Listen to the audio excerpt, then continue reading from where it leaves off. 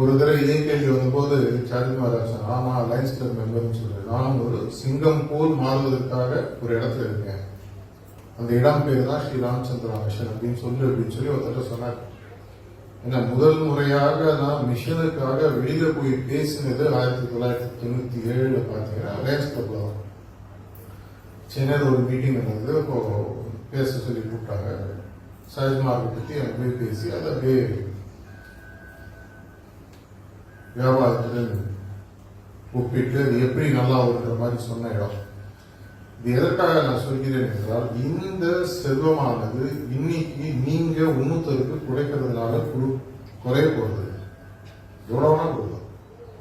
என் கையில இருக்கிற ஒரு 100 ரூபாய் நோட்டம் 500 ரூபாய் நோட்டம் இதை கொடுத்தா எனக்கு குறையறதுக்கு.